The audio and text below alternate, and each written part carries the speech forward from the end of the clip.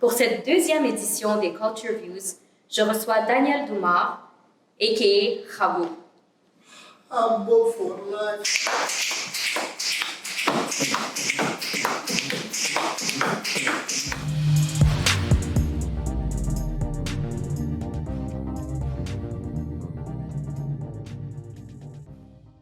Alors bonjour Daniel, aussi connu sous le nom de Haboub Dani. Merci d'être ici avec nous pour passer ce Culture View. Alors, tu es né à Montréal, d'origine égyptienne, tes parents sont égyptiens. Ouais. Tu as grandi donc dans cette famille qui a immigré au Canada, j'assume. Tes parents sont arrivés au Canada. Ouais.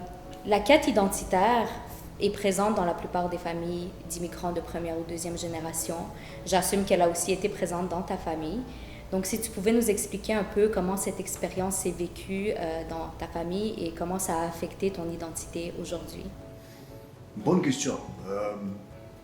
Mais justement, quand j'ai eu la question de la quête identitaire, je ne sais pas si cette quête a été présente dans ma famille ou pas. Parce que mes parents sont venus plusieurs années avant que je sois né au Canada. Toute ma famille, mes cousins et cousines de premier degré, mes oncles et mes tantes, mes 4 grands-parents, je les ai connus. Mon arrière-grand-mère était à Montréal aussi. Donc toute ma famille, quand je suis né, m'ont attendu. Et on a grandi dans la joie. À Montréal, moi je croyais que toutes les familles étaient comme les nôtres. La nôtre, quand j'ai grandi. Je croyais que c'était normal d'être né dans une grande famille. Mais apparemment, c'est une richesse qui est très rare pour plusieurs. Vous voyez? Alors, ayant grandi dans la famille dans laquelle j'ai grandi, j'ai vécu dans une joie. Mes parents ont toujours été selon ce que je pense, des super bons parents. Ayant vécu dans la joie, je n'ai pas eu besoin de... Je ne crois pas avoir eu besoin de chercher une identité. Peut-être que j'ai eu une crise d'adolescence, probablement, qu'on pourra en parler plus tard. Mais là, durant l'adolescence, il y a eu les Haboubs, tu vois. Alors les Haboubs, c'était comme une deuxième famille avec qui j'ai grandi aussi. J'ai été capable d'avoir une personnalité qui m'a permis d'avoir plusieurs amis.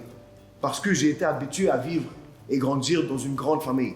Donc plusieurs personnes, donc plusieurs différences, mais ensemble dans la joie. Et Haboub, est-ce que tu peux nous expliquer un peu ce mot, d'où il provient, comment il est rentré dans parce que ça fait vraiment partie de toi. Haboub. Ouais. Explique-moi un peu Ok. l'histoire de Haboub. Alors Haboub, le mot, je l'ai appris de l'oncle de mon père. L'oncle de mon père s'appelle oncle André. Il est encore en vie. C'est lui qui m'a appris le mot Haboub. Anyways, j'avais utilisé le mot Haboub avec mes amis au secondaire, puis on a vraiment adoré, on a vraiment aimé ce mot. Le mot veut dire, littéralement, je pense que ça veut dire rempli d'amour ou très aimable. Quelqu'un de très aimable. Quelqu'un qui aime tout le monde et que tout le monde aime. Alors Daniel, tu es une personne très optimiste, très positive. Ce sont des qualités exemplaires que tu détiens. D'où est-ce que tu tires ces belles qualités? Wow, très bonne question. Merci. Je ne sais pas par où commencer. Commençons par mes parents, qui m'ont donné beaucoup d'amour quand j'ai grandi. Et en même temps, la famille dont je t'ai parlé, dans laquelle j'ai grandi, c'était rempli de joie. Tu vois, on a une très grande foi en Dieu. Alors nous, personnellement, on est chrétiens, on est grecs catholiques.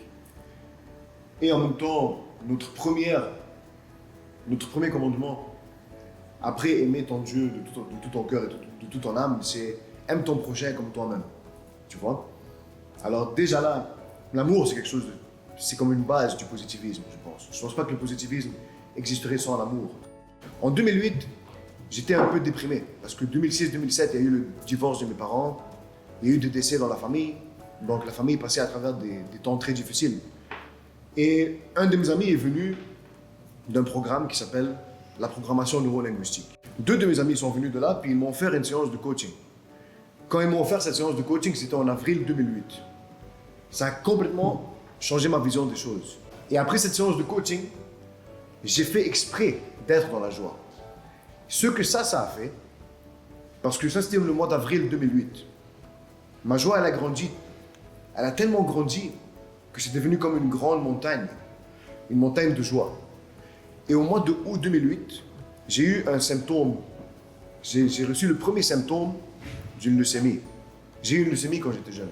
À l'âge de 20 ans, c'est la leucémie lymphoblastique aiguë. Cancer de la moelle osseuse, cancer du sang. Alors j'ai failli mourir. Mais la joie, elle avait tellement augmenté que lorsque le cancer est venu, c'était comme un petit gazon sur cette montagne de joie. Même que ça m'a permis de donner encore plus de joie durant ce temps-là. Alors, ma prochaine question pour toi est comment est-ce que l'humour, qui est très présent dans ta vie, tout le monde qui te connaît sait que tu es un gars super drôle, tu pourrais faire rire autant un étranger que quelqu'un qui te connaît depuis très longtemps. Donc, comment est-ce que l'humour a fait son apparition dans ta vie et quel rôle est-ce qu'il a joué dans ta vie? Ah, quelle bonne question. Ça vient surtout de mon père. Mon père, il a un sens de l'humour qui est très spécial, je trouve. Même avant que je sois né, il m'a raconté plein d'histoires qu'il faisait pour se faire rire lui-même. Je pense qu'au début, il le faisait pour lui-même rire. Mais en même temps, ça faisait rire tout le monde autour. Il est décédé récemment, le 30 juin, 2019. Il est décédé récemment. Même qu'avant qu'il ne meure, il y a quelques jours avant qu'il meure, jeudi le 19 juin, ou le 20 juin, jeudi le 20 juin, on prenait un café. Parce qu'on vivait ensemble, moi et mon père. Et très souvent, comme 3h, 4h le matin, des fois je rentre à la maison et j'entends qu'il s'est réveillé pour aller à la salle de bain. Là, je faisais « Hey !» Il dit « Hey, tu veux un café ?» Il dit « Oui !» Alors il venait prendre le café à comme 3h le matin, on parlait de beaucoup de choses et on riait aussi. Alors, jeudi le 20 juin, en prenant un de ces cafés, on parlait et puis je disais à mon père « Tu sais comment j'aime le monde ?» Il dit « Oui !» Je lui dis « Alors, tu sais comment je t'aime à toi tu es mon père ?» Il a dit « Oui !» Et je dis « Alors, tout le monde me voit comme quelqu'un de très positif et optimiste et une bonne énergie. Mais si quelque chose arrivait à quelqu'un, si quelque chose t'arrivait à toi, je ne sais pas si je serais ce même Daniel qui est optimiste et positif. Tu vois? Puis mon père, il ne m'a pas répondu, il m'a juste fait comme ok. Il ne recevait pas de compliments, mon père, tu vois. Quand tu lui complimentes, il dit merci, c'est correct, merci beaucoup. Il est tellement down to earth et authentique que genre, Ouais. c'est vraiment high class. C'est un privilège d'avoir été son fils. Alors, Théodore, pas de H, c'est une web-série qui a été écrite par ta sœur Nathalie Doumar. Elle a été nominée à Cannes dans le cadre des Cannes séries. Puis, si je ne me trompe pas, c'était ta première expérience en tant qu'acteur dans une série. Peux-tu nous raconter un peu de quoi cette série parle et au fond nous mettre un peu en contexte? Oui, bien sûr. C'est deux jeunes de 30 ans qui retournent à l'école terminer leur secondaire. Un d'eux, il a le TDAH. L'autre, je pense qu'il a, ouais, je pense qu'il a aussi. L'autre, je joue son rôle. C'est le colocataire, il s'appelle Habib. Mais cette histoire, elle a été inspirée, l'histoire que ma sœur a écrite, ça a été inspiré de certains faits réels qui sont arrivés dans la vraie vie. Okay. Tu vois, la conseillère pédagogique, c'est une de ses meilleures amies à ma sœur, qui est tombée en amour avec un monsieur de 30 ans qui avait le TDAH. Tu vois, que j'ai actually rencontré en vraie vie. Ils sont venus au salon funéraire de mon père. Okay. Ouais, alors, tout ça pour dire, c'est arrivé en vraie vie où est-ce que la conseillère pédagogique dont ma sœur joue le rôle, tombe en amour avec Philippe Audrey Larue Saint-Jacques qui joue le rôle de Théodore. Et pourquoi ça s'appelle Théodore, pas de H? Parce qu'il y a le TDAH, tu vois. Donc ils sont géniaux, ils ont pensé à... Ça c'est Julien Hurtaud, le réalisateur, je pense, qui est venu avec ce nom, Théodore, pas de H, you know? Ou c'est ma sœur, un des deux. Mais ces deux-là, comment ils ont pensé à cette série? Ils étaient en train de se parler de certaines expériences d'un monsieur qui avait eu un colocataire d'une culture complètement différente. C'était un Québécois puis un Africain, tu vois. Ouais. Alors deux cultures complètement différentes et ils se racontaient des choses et ça faisait rire. Donc ils ont dit on doit faire quelque chose avec ça. Alors ils sont entrés ils ont combiné la première histoire de l'amie de ma sœur, une de ses meilleures amies, avec cette histoire de cultures différentes. Donc ils ont fait Théodore, pas de H. Donc moi je suis le colocataire qui accueille Théodore dans mon appartement. Et au début, il est un peu mal à l'aise. Il dit bon, il est un peu douche, mon coloc. Il est très gentil, mais c'est un douchebag. You know? J'avais des matraques ou j'avais des affaires que, whatever it is, you know, qu'on aime à notre âge. Alors, et c'est ça, c'est leur parcours durant le secondaire. Tu vois? Et ça a commencé avec ça. C'était 6 épisodes d'environ 8 minutes chaque. L'expérience était magnifique pour moi. Ils m'ont demandé d'être moi-même. Ma soeur, c'était à Noël 2017. Ouais, Noël 2017, ma soeur m'a dit, j'ai un rôle qui pourrait peut-être bien t'aller. Est-ce que tu serais intéressé? J'ai dit oui, bien sûr. J'étais prêt à le faire gratuitement, mais ils m'ont payé. Ils m'ont très bien payé. Mais j'adore. En plus, elle m'a dit, ok, sois toi-même, puis apprends ça par cœur. Tu vois? À peine si j'ai appris les lignes par cœur, j'ai été moi-même, puis ça a super bien réussi. Wow. Ouais. Puis la vie, elle fait bien les choses. Ça, c'était la dernière année de mon père. Tu vois, mon père, mon père dit, c'est fantastique, Daniel. Tu réalises qu'elle a écrit le rôle en fonction de toi. Tu réalises? C'est fantastique, c'est très bien. Je l'ai montré à tous mes collègues au travail. Il l'a montré à tout le monde. Tu sais, il était extrêmement fier. C'est cool qu'il a vu ses 2 enfants travailler ensemble en harmonie. À 16 ans, j'ai lâché l'école pour devenir chef cuisinier. Ça n'a pas marché. Là, j'ai 30 ans, je retourne terminer mon secondaire. Est-ce que tu te rappelles de pourquoi tu as arrêté l'école? Mais j'avais de la misère, je pense. Ça t'arrive-tu d'être distrait? Hey, tu l'écoutais, fuck all? Ouais, ma mère te dirait que je suis quand même quelqu'un de distrait dans la vie. OK. Ben, j'ai officiellement un TDAH. Jure! T'es pas supposé être content, c'est pas une bonne nouvelle. Oui, je suis content, mec. Maintenant, tu peux surfer sur ton TDAH, bro.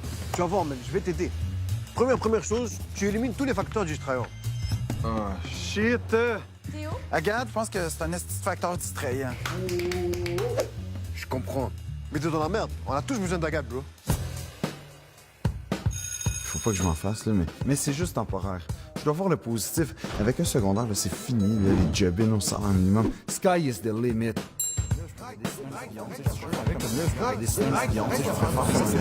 Hey, veux-tu bien, s'il te plaît, rester concentré 2 secondes?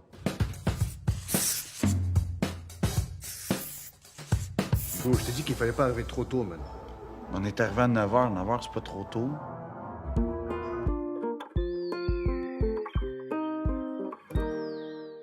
On sait que ton personnage Habib dans Théodore Pas de H, il se pratiquait à apprendre des nouvelles expressions québécoises. Ouais. Donc, on va tester tes connaissances. Alors, je vais te donner 4 expressions québécoises et tu dois nous dire qu'est-ce que tu penses qu'elles veulent dire.